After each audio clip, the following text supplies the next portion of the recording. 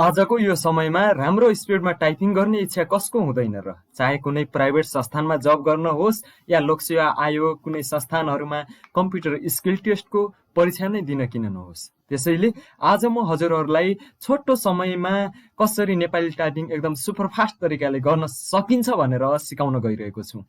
तपाईहरूलाई nexus लर्निङमा स्वागत छ साथी।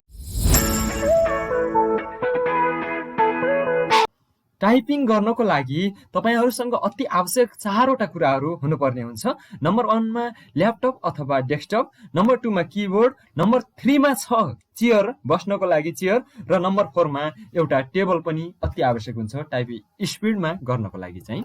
अब हामी सजिलो typing.com देखिसक्नु भएको छ होला स्क्रिनमा हजुरहरूले। त्यसको लागि चाहिँ हामी के गर्छौं भन्दा सजिलो typing.com के हो त खासमा भन्दाखेरि हामी एउटा वेबसाइटतिर जान्छौं। वेबसाइटमा जानुभन्दा अगाडि हामीले के गर्न पर्छ त विन्डोज प्लस एस की सर्च गर्नुहोस्। विन्डोज प्लस एस की सर्च गरिसकेपछि सर्च बार ओपन हुन्छ। तलपट्टि यहाँ चाहिँ कुनै आफ्नो ब्राउजरको नाम टाइप गर्नुहोस्। ब्राउजरको नाम भन्नाले क्रोमहरु हुन सक्छ, तपाईको फायरफक्स हुन सक्छ। म यहाँ brave, my favourite browser brave खोल्न गइरहेको छु। ब्रेभ देखिसक्नु भएको छ होला। मैले चाहिँ यहाँ ब्रेभ ओपन गरेँ। ल साथीहरु, ब्रेभ हाम्रो ओपन भइसकेको छ। यहाँ माथि सर्च बार देख्न सक्नुहुन्छ। त्यो सर्च बारमा यहाँहरुले टाइप गर्नुपर्ने हुन्छ सजिलो typing.com भनेर, अनि इन्टर प्रेस गर्नुहोस्। इन्टर प्रेस गरिसकेपछि हजुर यो वेबसाइटमा पुग्नु हुनेछ। सबैभन्दा पहिला त हजुरहरूले कुन टाइपिङ प्रयोग गर्ने त, कुन लेआउट कीबोर्ड लेआउट प्रयोग गर्ने त्यो डिफाइन गर्नु होला। त्यसको लागि चाहिँ हजुरसँग कम समयमा, एकदमै कम समय छ, त्यसको लागि चाहिँ हजुरले चाहिँ रोमनाइज टाइप गर्न सक्नुहुन्छ। जुन के चाहिँ ख जस्तो हो भने, अर्को छ ट्रेडिसनल। दुईवटा लेआउटहरु हुन्छन्, यो युनिकोड लेआउटहरु हुन्। म चाहिँ यहाँ ट्रेडिसनल टाइप गरेर देखाउँछु यहाँहरुलाई। ट्रेडिसनल चुज गर्ने यहाँबाट, र यो डार्क थीम अन अफ गर्न सक्नुहुन्छ हजुरले, र यो कीबोर्ड हिन्ट चाहिँ अन गर्नु होला। कीबोर्ड हिन्ट्स अन गर्दाखेरि कुन कीमा चाहिँ कुन अक्षर छ भनेर यहाँहरुले थाहा पाउनुहुनेछ। अब यहाँ म्यापिङमा जान्छु। सबैभन्दा पहिला त म्यापिङमा जाउँ, र यो यहाँ के छ भन्दा रोमनाइज अक्षर चाहिँ कुन कीमा कुन अक्षर छ भनेर दिएको छ। सबैभन्दा पहिला बेसिक त यो जान्न पर्ने हुन्छ।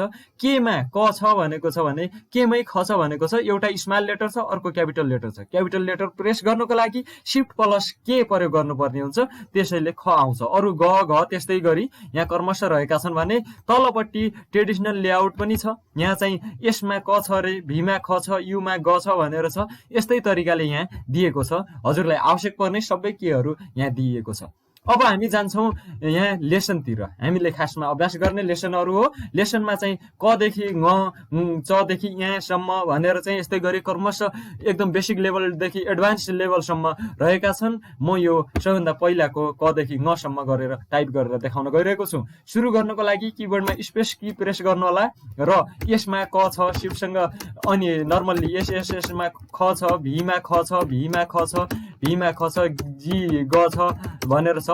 यस्तो आएमा शिफ्टसँग 3 दाब्नुहोस् भनेको हो यो, अनि स्पेस प्रेस गर्ने, शिफ्टसँग 3 स्पेस प्रेस गर्ने, शिफ्टसँग 3 स्पेस प्रेस गर्ने। यसरी चाहिँ हजुरले टाइप गर्न सक्नुहुनेछ। यो भनेको चाहिँ युनिकोड ट्रेडिसनलबाट टाइप गरिरहेको छु म। त्यसै गरी हजुर टाइपिङ गर्दै जाँदाखेरि यहाँ देख्न सक्नुहुन्छ नर्मल्ली, मिडियम, अनि नेपालको बारेमा छ। म नेपालको बारेमा पनि टाइप गरेर देखाउन चाहे यहाँहरुलाई। यहाँ गएर चाहिँ अलिकति एडभान्स रूप लिइसकेपछि हजुरले यो टाइप गर्नु होला, स्पेस प्रेस गर्ने। नेपालको भनेको छ यहाँ, नेपालको पूर्वी सिमाना। यसरी चाहिँ हजुरले चाहिँ यहाँबाट टाइप गर्न सक्नुहुन्छ। अब त्यसै गरी रोमनाइजमा कसरी टाइप गर्ने त, सेटिङमा जानुहोस्। सेटिङमा गइसकेपछि यहाँ ट्रेडिसनल छ नि लेआउट, यो ट्रेडिसनलको ठाउँमा हजुरले रोमनाइज चुज गर्नुहोस्। रोमनाइज चुज गरिसकेपछि फेरि आउनुहोस् यतै लेसनतिर। फेरि क देखि ङ सम्म नै ओपन गर्नु होला। यो ओपन गरिसकेपछि यहाँ फेरि स्पेस बार नै प्रेस गर्नुपर्छ, थाहा नै छ यहाँहरुलाई। अब केमा क छ, केमा क छ, के टाइप गर्ने क आउँछ। शिफ्टसँग अनि के टाइप गर्ने ख आउँछ। शिफ्टसँग के टाइप गर्ने ख आउँछ।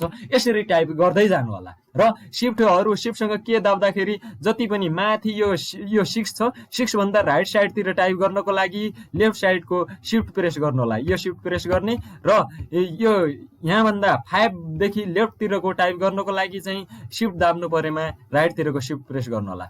ल यसरी चाहिँ हजुरले चाहिँ एकदम कम समयमा सुपरफास्ट तरिकाले टाइपिङहरू घुटुटुटुटु बढाउन सक्नुहुनेछ। अब यहाँनिर म्यापिङको कुरो पनि गरिहालेँ मैले, यो सबै अभ्यास गर्नु होला र कुनै कन्फ्युजन भएमा चाहिँ यहाँहरूले चाहिँ कुनै अक्षरहरू अप्ठ्यारो टाइप गर्न सक्नु भएन त्यस्तो अवस्थामा कमेन्ट गर्नु होला भन्न चाहे।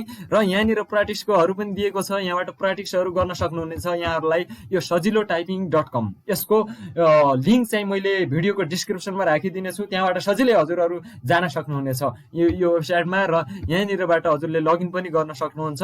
लगइन खासै नगर्दा नि भयो, यो लगइन नगर्दा नि हजुरले चाहिँ प्रयोग गर्न सक्नुहुनेछ। ल यसरी चाहिँ हजुरले चाहिँ कम समयमा छिट्टो तरिकाले टाइपिङ बढाउन सक्नुहुनेछ। साथीहरू भिडियो ज्ञानवर्धक लागेमा यहाँहरूलाई भिडियोलाई लाइक गर्नु होला र साथीभाइहरूमा सेयर गर्नु होला र कमेन्ट गर्न भने नबिर्सिनु होला। धन्यवाद।